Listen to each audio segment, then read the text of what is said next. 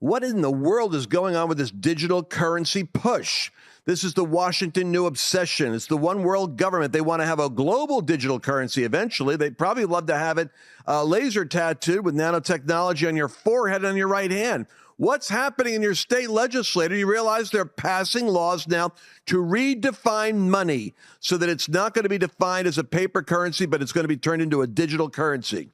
By the way, the ESG movement, that's that woke movement to take over corporations. We're going to break it down for you a little further with Tim Barton. He's going to be our resident expert today, discussing what's going on in the legislators of America, what's going on in woke ESG policy. But what I'm going to expose today is my Bank of America experience. They actually froze my account while they investigated me as a Christian and a conservative to see if I was a threat to the United States. Can you believe that? That's how bad this ESG woke invasion is getting. But my favorite story in this segment is going to be the black double agent. I did not know that one of the great patriots that was the first super spy was a black American patriot who actually worked for the British as a double agent giving information to Washington. That's a movie about ready to be made. And speaking of movies about ready to be made, if you're worried about the stock market crashing, about war escalation in Europe, if you're worried about financial spending and this dumpster fire of Biden's administration, go no further than lancewallnau.com/Birch. And protect yourself. Find out how you could build an insurance policy with gold and silver against the disastrous economic reset that is on the horizon. Go to lancewallnau.com/Birch. And no matter what you had to start with, you could do something. Take action now.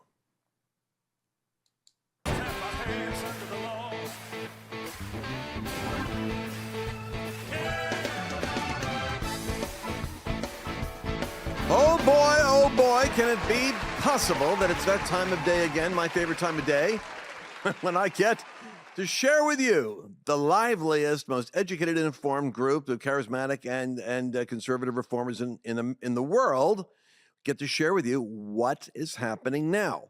And I think there's great cause for optimism as well as great cause for concern. And that's why I want to get right into my first interview. I have always been a fan of wall builders and the work with David Barton, but I'm also one of those next-gen guys because I'm a young man trapped in an aging body. And so I love looking at the young, informed energy that's rising up in the country. And I was an early supporter of Candace Owens and Charlie Kirk. And now Tim Barton is one of my new heroes. He's been a guest on numerous national television and radio shows. It's the stuff that impresses guys like me. Forget about his other credentials. He's been on Ben Shapiro and Glenn Beck and Steve Crowder, and even quoted in been on the Epoch Times and Newsmax. Let's get right into it. The guy's informed on so many things. He's a conservative, Ben Shapiro. Hello, my friend. Good to see you again. Lance, good to be with you. Thanks for having me on. Well, now, look, there's all kinds of things we could be talking about, but I want you to give me what is not being talked about in the news right now that we in our movement of informed conservatives need to know about. What's happening that we should be paying attention to in the world or in the nation? Give me your perspective. So one of the things that actually I just got an update this morning. As you know, Lance, we do a lot of work with state legislators. We've been very privileged to have you come and speak at our legislators conference on more than one occasion. And so we've been very connected in all 50 states as a lot of stuff is happening right now. We've realized over the last couple of years, many in the conservative movement, you of course have been a leading voice on so many of these issues, that there's a lot more happening than what most people realize. And right now, what we're seeing with the Biden administration is there's a major push happening in the states, and it's happening below the radar. I think it's 27 states that have introduced legislation or to update their definition of money. And it's something that we were literally just texting with leaders in South Dakota. We had a lot of phone calls. In South Dakota just passed changing the definition of money. Several states have already done this, and it won't go into effect until 2024. But the reason that people think there might be such a big push right now is in the redefinition of money, they're including digital currency. and that states need to recognize digital currency and have digital currency and operate with digital currency. Well, why are we doing this right now? It's not because of some kind of cryptocurrency or coin. It's the thought is that the Biden administration very likely could be making a move to position themselves to bring out some level of digital currency, which will, of course, give them a greater level of control in the market, which unfortunately gives a lot of bureaucrats and agencies authority to implement ESG on greater levels.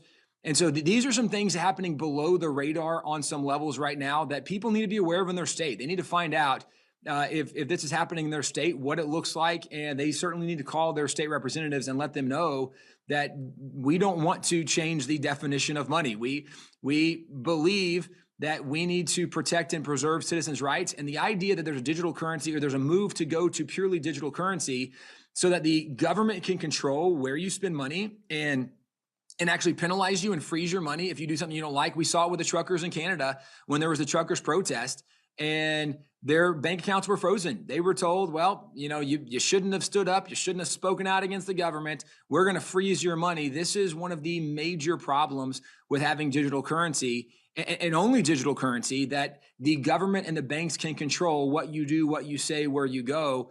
And this is something we don't want in America, but there's a move happening going that direction right now. And we certainly want to see people stand up and push back on it. So give me a call to action. So when we say you need to check out your state, what would that look like? So most of my audience is going to go, what the heck? One world government, one world currency. We're all apocalyptically oriented. They want to give us the WHO. I'm reading the news yesterday. Biden wants to sign off sovereignty again to shut down America under the guise of a pandemic management with the WHO under the hand of China. So this is freaking people out. Do you guys keep posting people on this information, Tim? And so do they contact you? So specifically, what they're looking for is the Uniform Commercial Code. And states have bills dealing with the Uniform Commercial Code, and they're updating the language in the bill. So right now, this is something that just happened in the House and Senate in South Dakota. This is the latest state to make that move. We've been in contact with their lieutenant governor, with the governor up in South Dakota, Governor Noem, and we're letting her know. We actually suggested that she just do a line item veto and strike that specific language from the bill. And because of this bill, they can't. And so we're encouraging that she veto this thing, and because it doesn't go into effect until 2024 anyway, so next year's legislative session, they can deal with it then if it's still something they want to do. Why does this have to happen right now? And again, the thought from some leading conservatives and some significant individuals is because the Biden administration wants to bring a digital currency, so they can contact their state legislator looking to see if they are trying to do updates on a uniform commercial code. Right now, we've been doing a lot of things trying to stay a little bit below the radar. And so we're working behind the scenes trying to get some of this done. But, Lance, you know, with ESG and some of the major issues going on. Slow down. ESG. So Yes. Explain to our folks out there your take on what this environment and social governance, what does this actually mean in terms of what it's doing? What is ESG? So ESG, it is it's part of what was known as the Great Reset. And this is really a Marxist move for government control. It tends to lean in the direction of what you have in China with a social credit score. And what it says is the three things we should prioritize are the environment, are the social governance, and then government control or regulations, how well you do following what you're told. And what we've seen specifically right now is that the groups like BlackRock, some of the major investment companies in the world, are saying that they're only going to invest in things that are environmentally friendly. Social governance, with social, really think woke. We're only going to invest in things that are woke. And if it's not woke, if it's not transgender, right, if it's not whatever all these other genders are, we're not going to put money in things that are not woke. And then the governance, this is really where the social credit score becomes significant, is the idea is that if there are people who protest the government, who don't do what they're told, then they should not be encouraged. They should have their finances frozen, et cetera. But that's part of the ESG. It's part of a bigger movement called the Great Reset.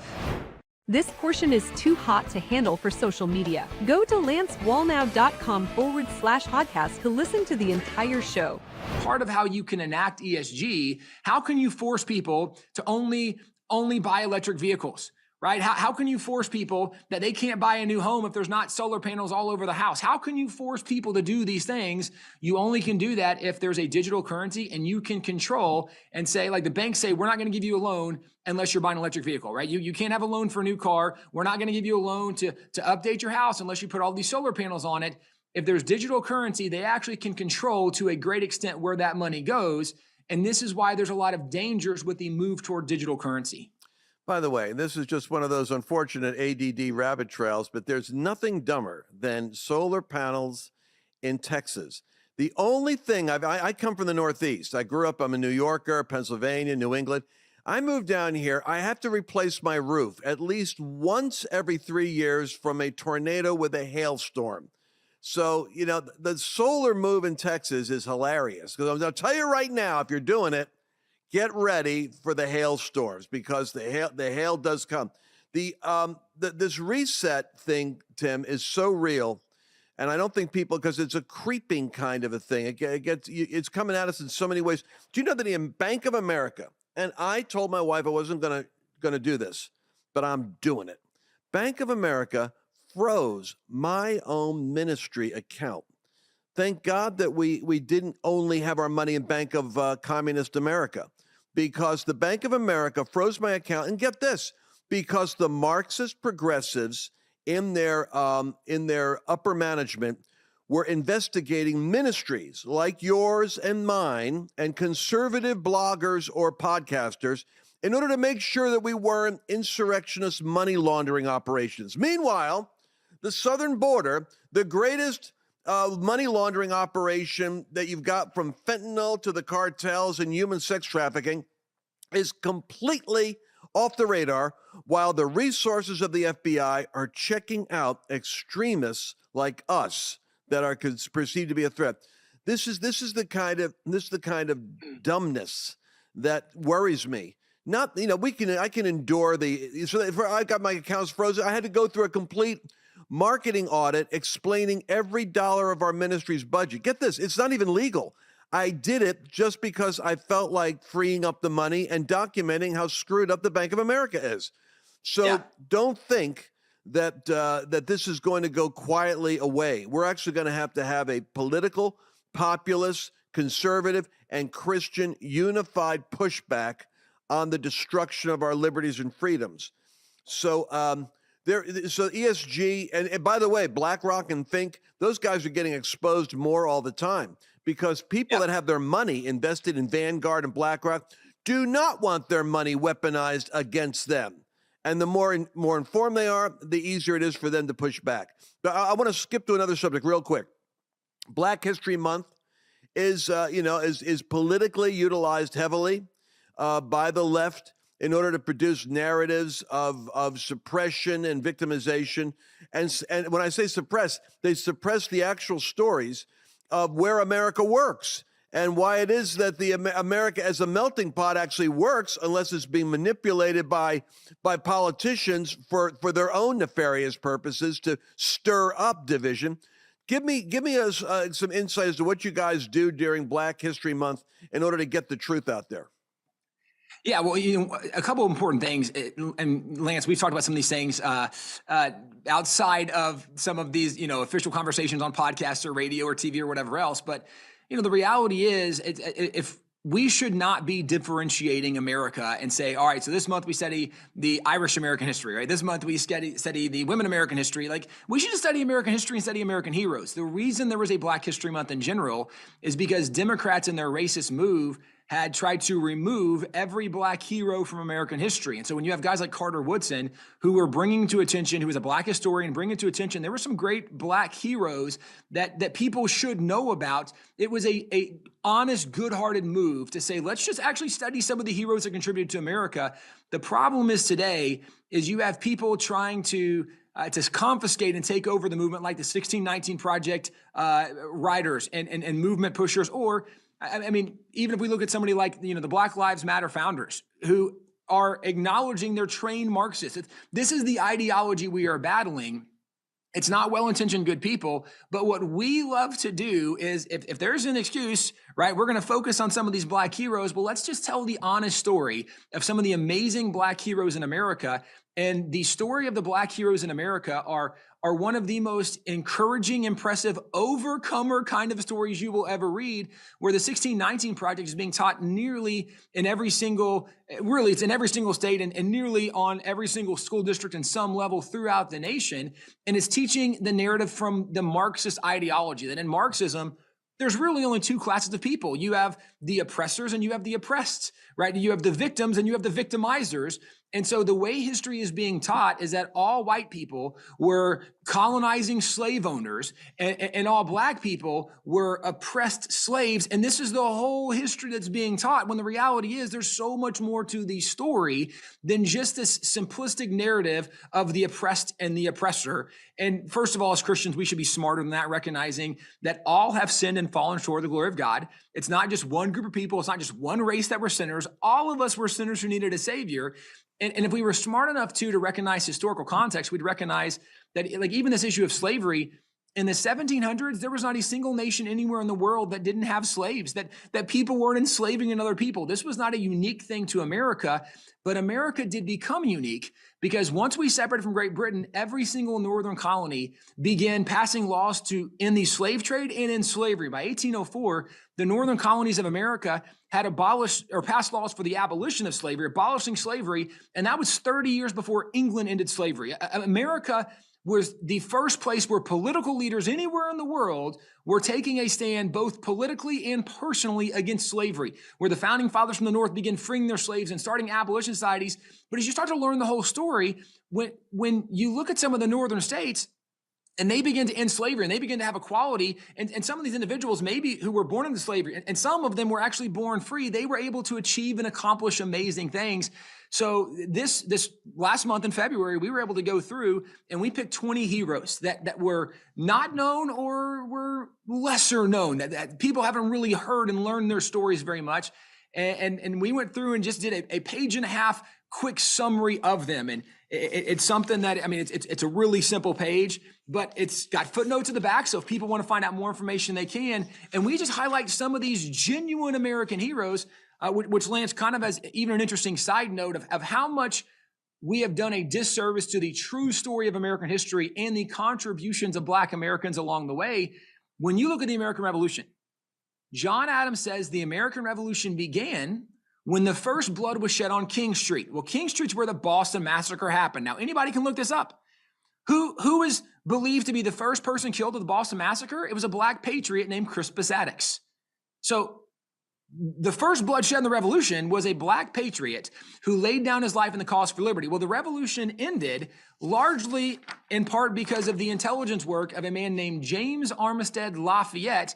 Well, he was the first devil spy in American history. He was the one who went to the British camp, pretending to be a spy or pretending to be an escaped slave, ended up spying in the British camp. The British actually recruited him to help spy for them, and he pretended like he was going to spy for them. He was really a spy for the Americans. It's the first devil spy in American history. He's the one that got Lafayette the intelligence that Lord Cornwallis was going to Yorktown. Well, Yorktown was the last major battle of the Revolution. That's where Washington captured Cornwallis. The Revolution is essentially over. The reason we won that battle was because of a Black spy in the British camp who was a patriotic American named James Armistead Lafayette. The American Revolution began with the death of a Black patriot. The American Revolution was won because of the intelligence work of a Black patriot. And yet today, the 1619 Project, they don't want to tell that story because it actually tells the story in a positive way of the incredible contributions of America being a better place when the whites and Blacks were working together and advancing the cause of liberty and freedom and equality. But it doesn't fit the narrative, so it's overlooked. So every February, we love getting to go back and just tell some of the honest, true story of America, which includes some of the good, the bad, and the ugly. But you realize it's so different than the narrative we get. And so if people want to find out more, they can go to wallbuilders.com. They can look. It's the series we just did is called the American Hero Series. And it is the Black Heroes of America. They can find on wallbuilders.com. And 20 of those heroes, people that we should know their stories. Everybody from a Bass Reeves to a Stagecoach Mary to a Robert Smalls, people that really we don't know much of their story, but they're incredible American heroes and we should know their stories. Everybody needs to go to wallbuilders.com and they just tool around there and they'll find your under some banner there. We'll find this, right? Black History. Yeah, they can go to the store section and they'll find it in the store. Everybody needs to do that. Everybody go over there right now. And by the way, I love doing this for a living because, I mean, I actually do this for free. I have to put in commercials to pay the bills because my wife says I have to support her ministry. So that's how I fund it. But the reality is, just to hear what you just said now, this is what I do. It's like real live research. I'm telling you, I'm going to talk to Troy Duhan. Shout out to Troy. There's a money-making movie opportunity on the Black Spy theme. I mean, we've got it'll tick all the right boxes in Hollywood, but it's actually going to be, it could be like Top Gun, the top grossing movie, because Americans don't want beat up America, tell me I'm a sicko story. It doesn't work. Have you looked at the data from Barna on America and patriotism? Yes. You don't know this? Yeah. The left poisons us. They rant and they rave and Cuomo, oh, America, great. Well, America was never great to begin with. This is how they think in the leftist world of the Democrat Party. But listen to me. 76% of Americans actually are proud of America. Somewhat proud. I think it goes up to 80%. But proud of America, in spite of its warts and blemishes, the fact that we can even discuss our history, we know that we're different than other countries, and this is why the suppression of freedom and this utilization of ESG and digital currency and this woke intolerance is the greatest threat to America. America can survive anything so long as we have the freedom to mobilize, to speak the truth, and to elect policies and leaders that reflect the collective genius of the American people when informed by great awakening voices. And we will win in the end, because judgment on America will be nothing more. God doesn't have to judge America. God just has to let America continue doing stupid things, and it judges itself. Then they cry out, and God comes and delivers. Everything is happening in America. All that God has to do is step back and take his hands off and say, you guys really want to do it this way? We're destroying ourselves. He doesn't have to do anything. There's no angels that have to go to work to judge this country. We just are doing it to ourselves. But at some point, the pain threshold gets great, and the American instinct is to turn to God. We're a very religious people under the surface. If you prick us, we bleed religion. Even if it isn't authentic Christianity, we have a faith bias in our culture. We cry out to God for help, and that's going to lead to a great awakening. Any signs you see, Tim, of spiritual renewal taking place in the country? I think unquestionably. I mean, we would argue that if you look historically at what the Great Awakenings were and how they happened, I think we're in the middle of an awakening right now. And part of the reason is if you go to the first and second Great Awakening, they weren't times necessarily of great spiritual refreshing for everybody. It wasn't times of people holding hands and singing Kumbaya around the campfire. It actually was times where there was great friction and frustration.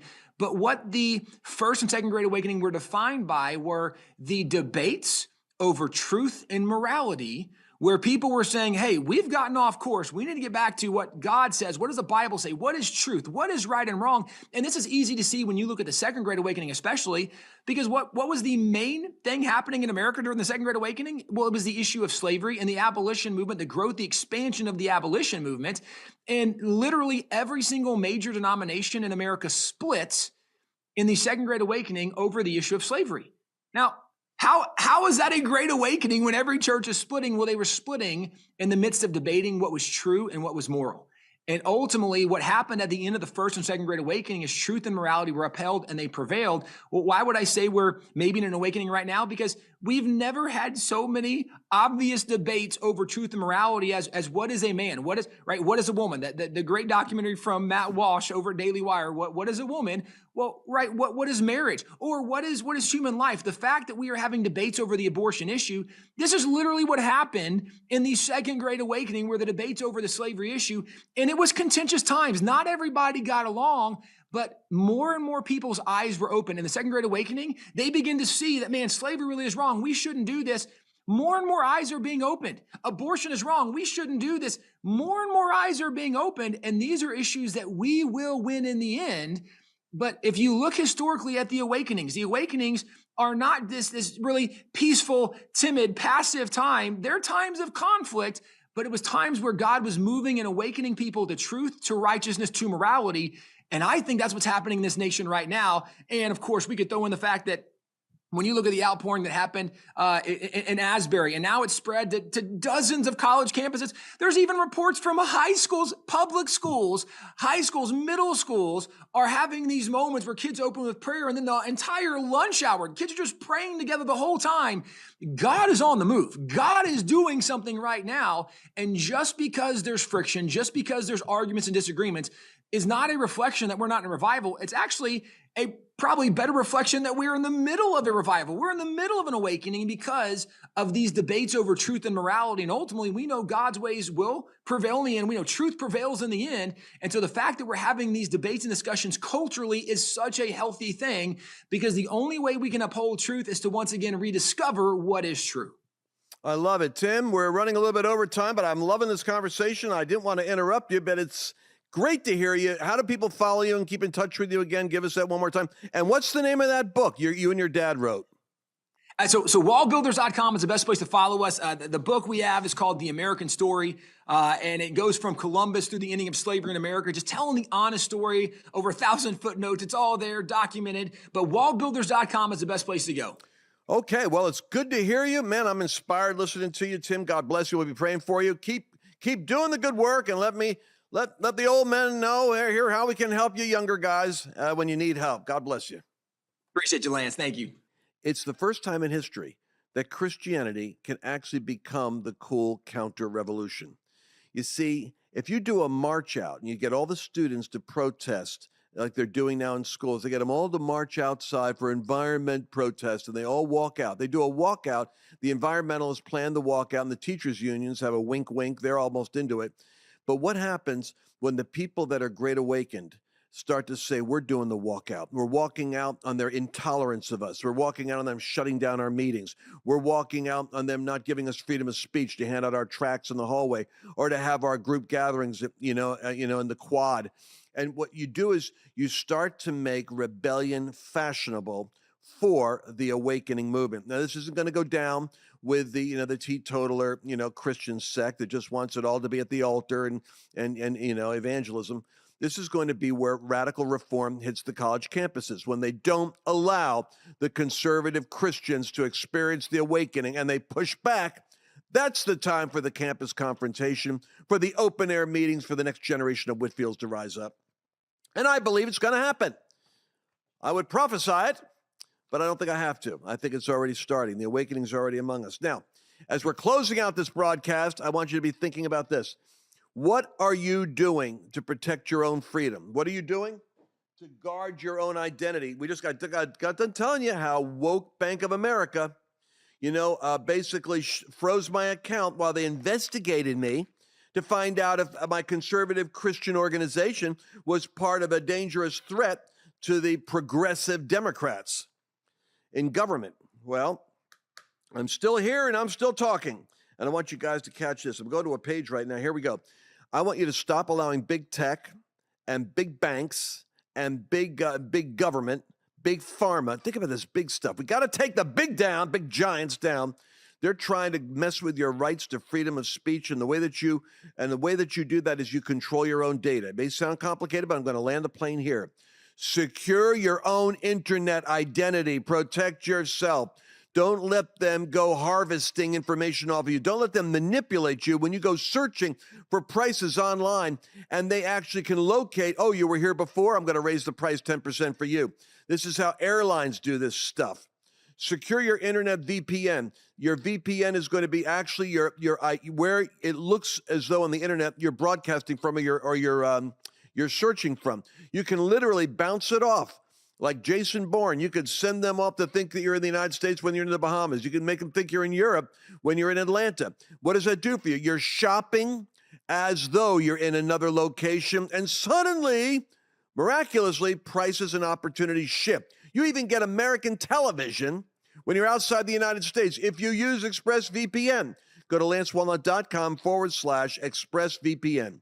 lancewallnau.com/ExpressVPN. And watch what happens. You're going to be so happy you can do that. And you get 3 months free once you actually sign up and go on board with them. 3 months free. It's worth it. All right, I'm going to be talking to you again tomorrow. You don't want to miss the next installment of the Lance Wallnau Show. Thanks for listening to this Lance Wallnau broadcast. If you enjoyed today's show, make sure to subscribe and share the